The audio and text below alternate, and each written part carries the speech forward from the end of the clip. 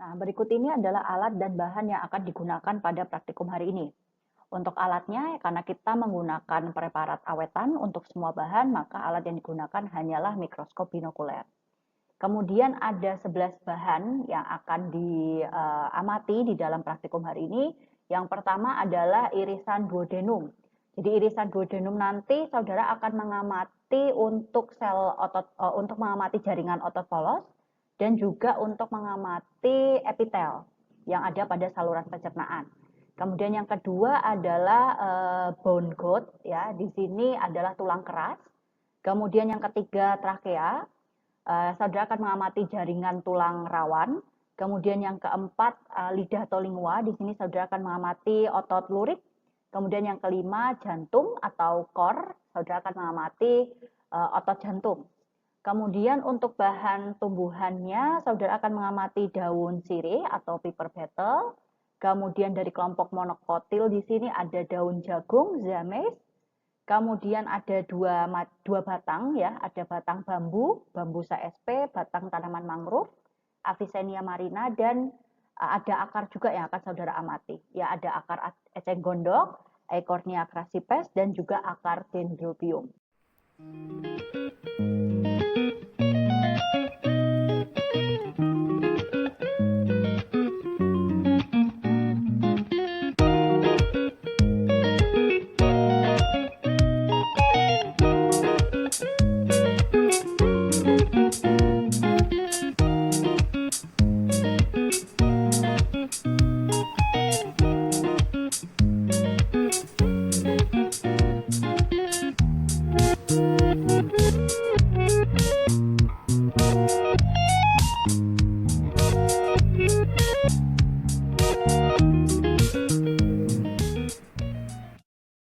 Nah, untuk cara kerja, ya kita siapkan dulu nanti sediaan awetan di bawah mikroskop. Ya, untuk mencegah pecahnya kaca sediaan karena tertekan tabung lensa objektif, maka kita akan mencari dulu fokus dengan menggunakan perbesaran yang paling lemah. Kemudian nanti silakan saudara gambar masing-masing sediaan yang sudah saudara amati pada hasil kerja. Saudara berikan keterangan gambar dan jangan lupa saudara cantumkan pada perbesaran berapa pengamatan itu dilakukan.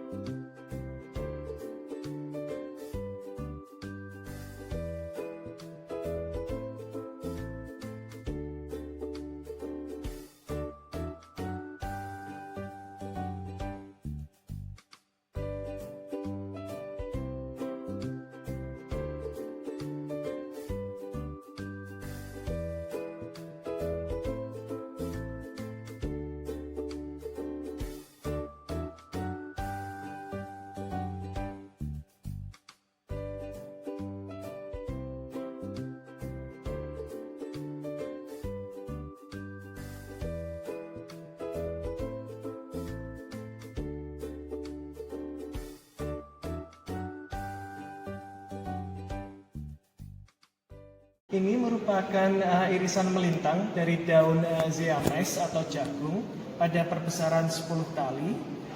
Kita lihat dari bagian yang paling luar, ini ada jaringan epidermis, jadi ada epidermis bawah dan ada epidermis atas, biasanya selapis. Lalu jagung ini dia merupakan tumbuhan mesofit, jadi dia hidup pada daerah yang tidak terlalu kering, tapi juga tidak terlalu basah. Jadi biasanya tidak terlihat ada modifikasi anatomi secara khusus. Biasanya kita dapat temui stomata baik pada permukaan atas daun maupun pada permukaan bawah daun. Sebagai contoh ini merupakan stomata pada permukaan bawah daun. Jadi ini stomata, ini ada 2 sel penjaganya, lalu ada celah stomatanya di sini. Lalu yang merupakan ciri khas dari anatomi dari zeamys atau dari Gramineae itu biasanya dia ada modifikasi dari sel epidermis yang membentuk yang namanya buliform atau sel kipas yang terlihat seperti ini, sel kipas. Nah, fungsi dari sel kipas ini, jadi saat udara itu terlalu panas dan intensitas cahaya terlalu tinggi, maka terjadi banyak penguapan dari dalam daun. Untuk mengurangi penguapan, maka sel buliform ini dia dapat mengempis sehingga daun itu dapat menggulung. Jadi permukaan daunnya berkurang, jadi penguapan nanti juga akan berkurang. Nah, pada zeamys dia merupakan daun monokotil, jadi pertulangan daunnya sejajar. Jadi saat kita potong, melintang, kita dapat melihat beberapa tulang daun terpotong. Nah, ini ada berkas pengangkut di dalamnya, ini ada tulang daun, ini ada berkas pengangkutnya, lalu dia letaknya kurang lebih sejajar, ya. Di epidermis, maaf tadi saya lupa menyebut, ini ada juga tadi modifikasi menjadi trikoma, ya, trikoma dari epidermis yang bentuknya seperti jarum, fungsinya berbagai macam untuk mengurangi penguapan, untuk pelindungan terhadap serangga dan sebagainya. Untuk lapisan parenkimnya, ini di antara epidermis, ini dia di sini tidak terlihat terlalu jelas apakah dia mengalami diferensiasi menjadi mesofil bunga karang atau mesofil palisade. Untuk berkas pengangkutnya sendiri kita dapat lihat di sini ada bagian zilemnya. Nah, ini di sini. Ini kita lihat ada vessel dari zilem yang berukuran besar. Lalu ini ada phloem di sini. Phloemnya ini ada sel-sel pembuluh tapis dari phloem.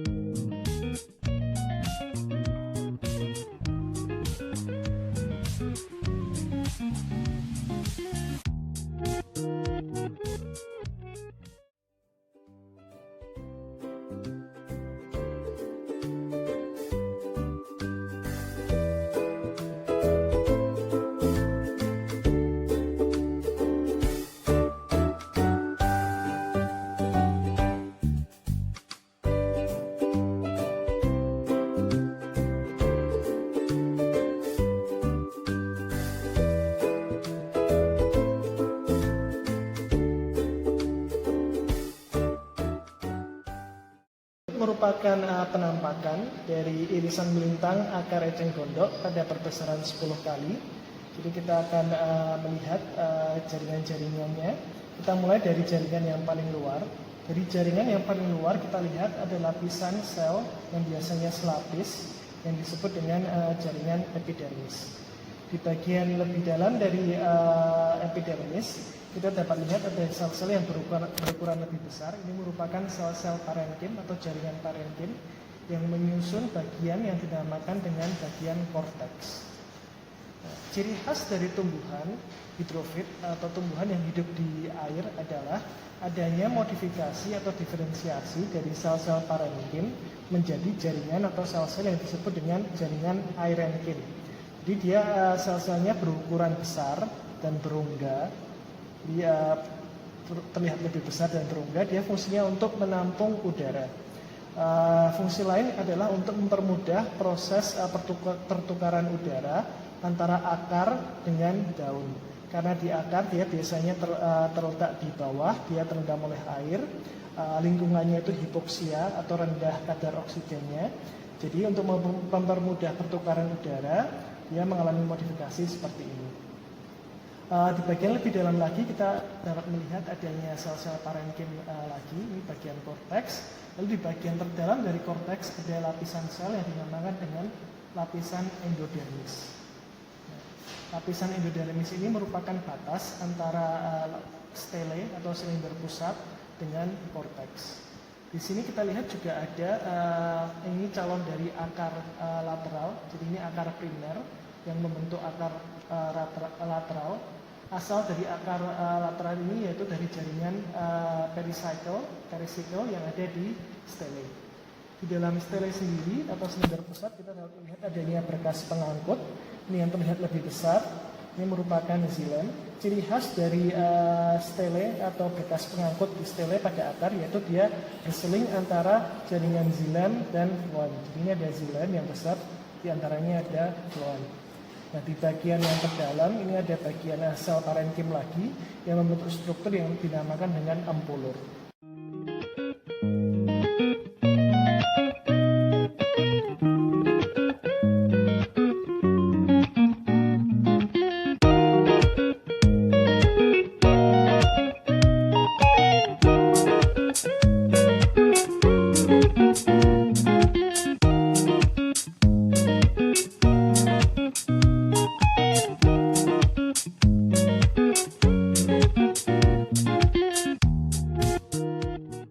Ini merupakan penampakan dari akar irisan melintang dari akar anggrek Dendrobium sp pada perbesaran 10 kali. Kita lihat di sini merupakan anggrek Dendrobium ini dia merupakan tumbuhan epifit, jadi dia melekat biasanya pada batang pada tumbuhan lain, sehingga dia memiliki struktur khusus yang dinamakan dengan akar udara dan akar pelekat. Nah, karena akarnya dia terekspos di udara, dia membutuhkan pelindungan yang lebih, makanya dia membentuk struktur yang dinamakan dengan filamen. Jadi dari luar ada jaringan epidermis. Biasanya epidermisnya selapis, tapi ini mungkin epidermisnya sudah mengalami pengelupasan, jadi sudah tidak ada, tergantikan oleh jaringan filamen. Filamen merupakan modifikasi dari jaringan epidermis. Dia epidermis yang berlapis-lapis. Biasanya terlihat putih seperti bubuk di permukaan akar udara dari anggrek Dendrobium. Biasanya dia sel-selnya sudah mati, jadi tidak ada protoplasmanya lagi.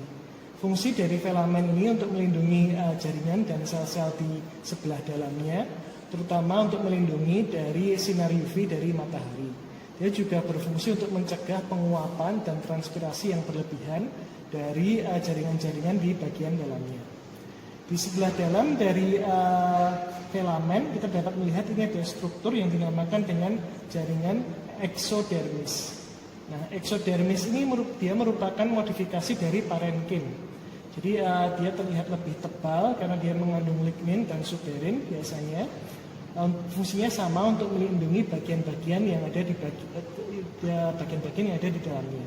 Nah, di bagian dalamnya kita lihat ada parenkim. Lalu di bagian dalam lagi kita lihat ada sel-sel atau jaringan endodermis yang merupakan batas antara lapisan korteks dengan lapisan stele atau silinder pusat.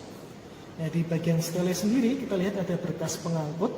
Ini merupakan xilem yang berseling dengan phloem. Jadi ini ada xilem, phloem, yang merupakan ciri khas dari berkas pengangkut akar. Lalu di bagian paling dalam lagi kita melihat ada parenkim yang membentuk struktur empulur.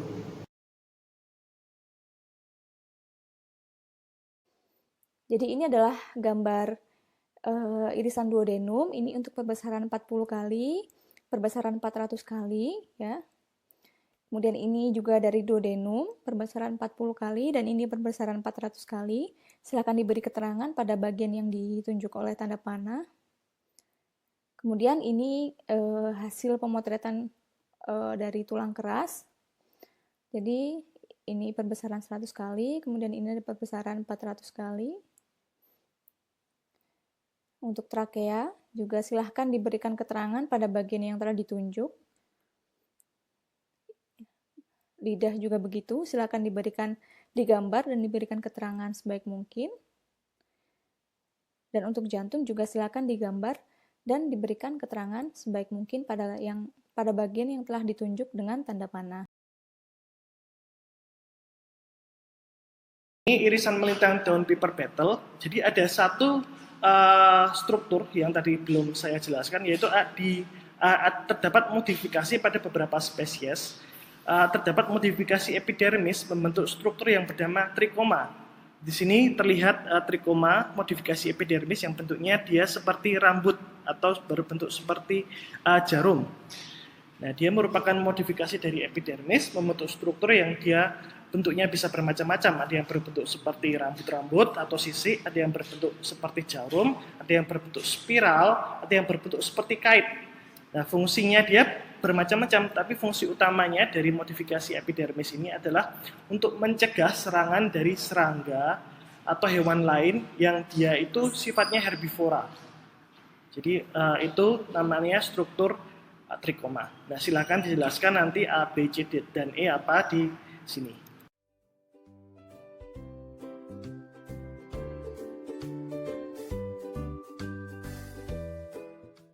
Ini preparat irisan melintang batang bambusa, sama halnya seperti tadi. Silahkan diamati lalu ditentukan bagian yang ditunjukkan oleh panah A, B, C, D, dan E itu menunjukkan jaringan. Nah, berikut merupakan irisan melintang dari batang Avicennia. Nah, ini silahkan dilihat, tadi sudah dijelaskan bagian-bagiannya apa saja, jaringan-jaringannya apa saja. Ada A, B, C, D, dan E. Silahkan kalian amati lalu kalian tentukan A itu apa, B itu apa, dan seterusnya. Nah, ini yang gambar preparat yang diperbesar agar terlihat lebih jelas. Nah, silahkan diamati, ditulis A itu apa, B apa, C itu apa, D apa, dan seterusnya.